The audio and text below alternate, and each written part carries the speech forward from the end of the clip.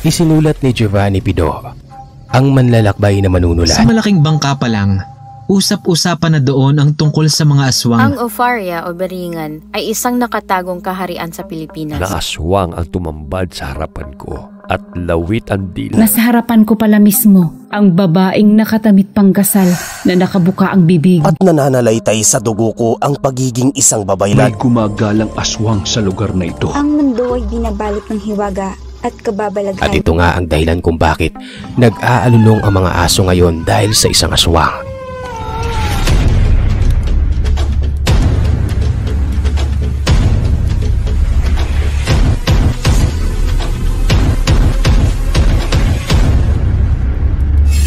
Sa pakikipagtulungan nila Sharon Navera, Eleanor Valdivia, Victoria Burgos, Shyla Hart, Cristina Rivera, Rona Micalier, Giovanni Pido, Jed Montemayor, Huy Montefalco, Taong Lumot at Planetang Tagalog. Demonyong itim ang mata.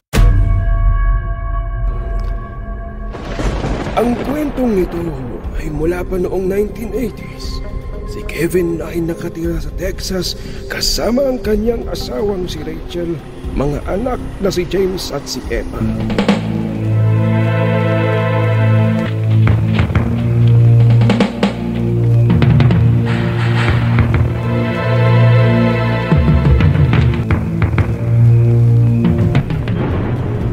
Malapit na ba tayo, Papa? Antok na ako. Huwag mong istorbohin si Papa, nagmamaneho siya. Anak, magbilang ka hanggang 10 at baka makauwi na tayo. Nagbilang si Emma.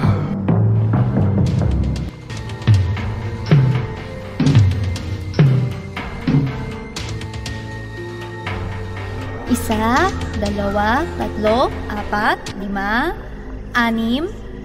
Tumigil si Kevin pagkasabi niyang 6. Pa! Hindi pa nga ako tapos eh. May isang bata na nakatayo sa gitna ng daan at nilalamig.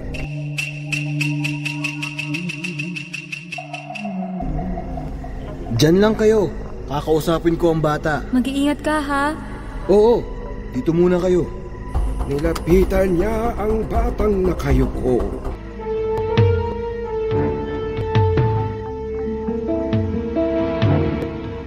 Anong nangyari, Iho? Anong pangalan mo? At nasan ang mga magulang mo? Ako po si Jan. Sabi ng mga magulang ko, hintayin ko sila dito. Mahirap lang kami. Buong araw na ako nakatayo, pero hindi pa sila bumabalik. Tinignan siya ng bata. Lubos na naawa si Kevin sa kanya. Halika, pwede kang sumama sa amin.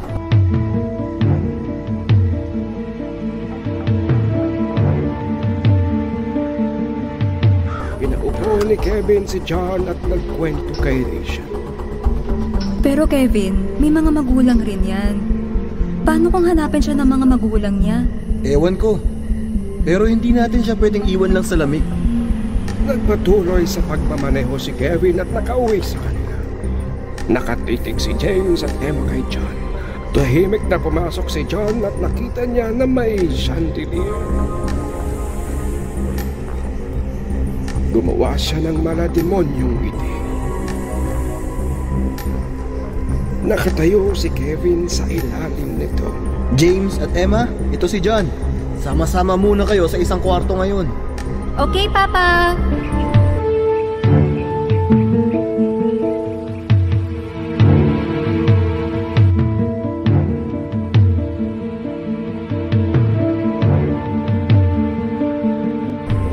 Umulong si James kay Emma.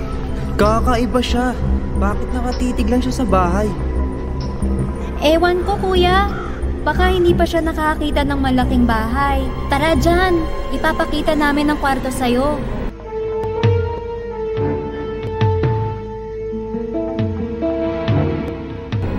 John, kumain ka muna. Hindi ako nagugutom. Pumasok ang tatlong bata sa kwarto.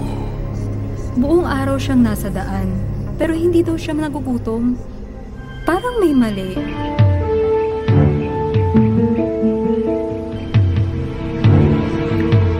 Rachel, ano ba yan? Tara na, matulog na tayo. Habang papasok sila ng kwarto, nahulog ang chandelier. Nagulat sila. Di ba? May mali talaga.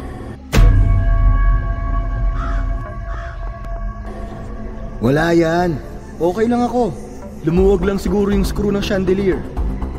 Buto na lang walang mga bata. Tara, linisin muna natin to.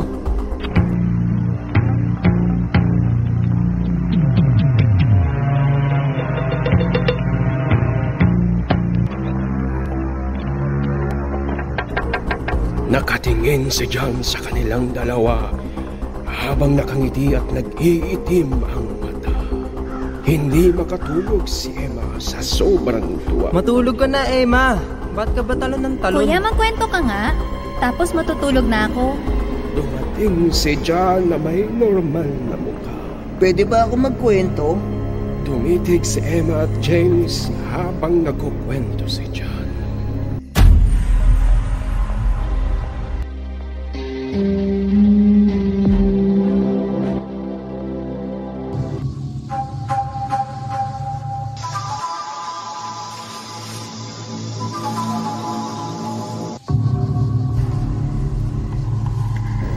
Labing isang taon na ang nakalipas. May pumuntang babae dito sa syudad. Siya si Helen. Mahirap siya at naghahanap ng trabaho.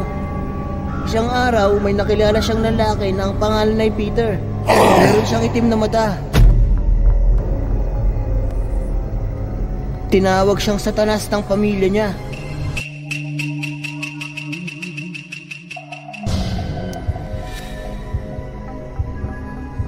Walang problema ito kay Helen at nahulog sila sa isa't isa. Kinalaunan, kinasal naman sila. Nagkaroon ng anak. Tingin nyo, masama ba yung anak? Kakaiba kasi, kapag bumibisita sila kung saan, laging may masamang nangyayari. Itinakwil sila sa mga bayan. Namatay si Helen dahil dito. Kahit si Peter hindi kinayang sakit. Pinasa niya sa kanyang anak ang itim na kapangyarihan upang maghiganti. Pati buhay ni Peter binigay niya. Ngayon, kahit saan bumisita ang bata, nagkakaroon ng gulo. Naghihiganti na siya para sa kanyang pamilya, sa buong syudad at magpapatuloy siya hanggang matapos. Nakikinig sila Emma at James kahit medyo natatakot. John, sino yung bata? Tinignan lang siya ni John at walang sinabi. Matulog ka na, Emma. Hating gabi na. Nakatulog na ang lahat pero namulat ang mata ni John.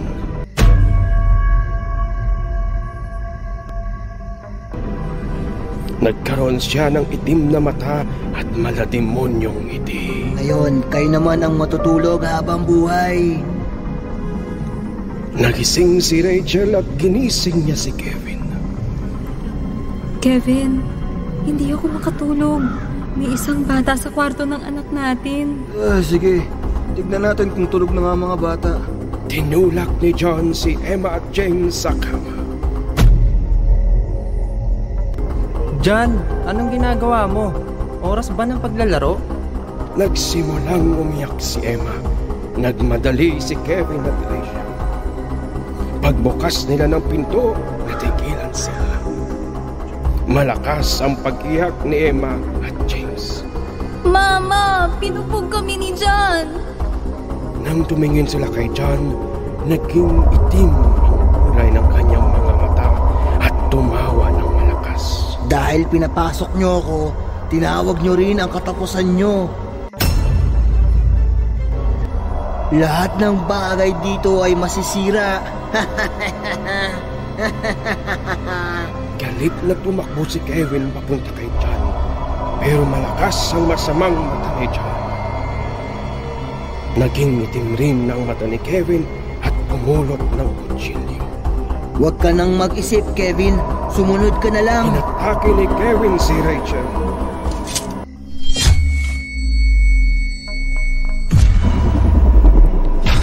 Nakatakbo si Rachel kasama ang dalawang bata, pero naabutan siya ni John.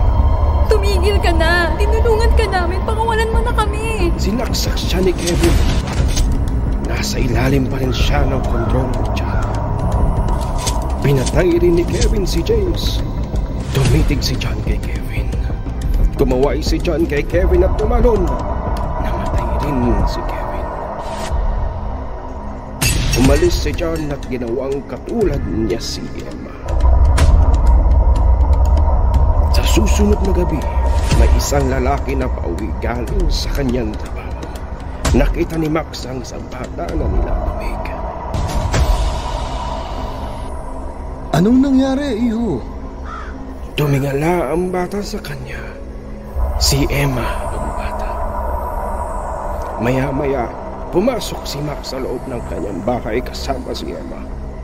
Naging kulay itim rin ang kanyang mata.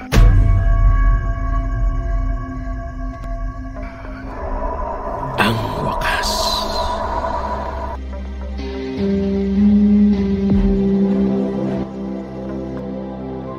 Shout out to our channel members. Shout out to Cherry Saferna Montelibano, Lucien Abelardo, Ivy Camposagrado, Oscar Meneses, Lovely Eleanor Buenaventura, Segunda Katigbak, Yering Karim, Dirk Pido, Renz Ronami Callier, Gracie Brel Pido, Kat Burglar, Bob and Joe, Maria Cristina Rivera, Athena Phoenix, Anting Jera, Philippine Mountaineering Society. Shout out to our solid listeners. Rosie Di Mesa, Yolanda Gintebano, Imelda Pascua, Cherry Alintozon, Analona Tial, Daragang Magayon, Karina Garcia.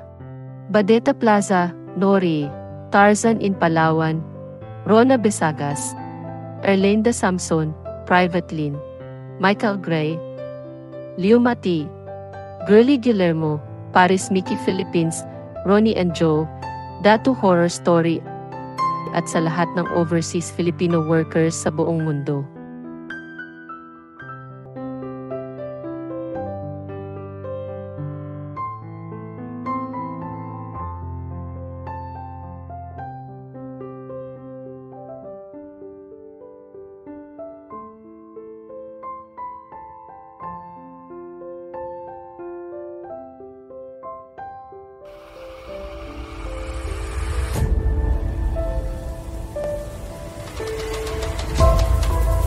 Pinalaya ako ng aking pagsusulat. Sana pinalaya din kayo ng inyong pagbabasa o pakikinig. Giovanni.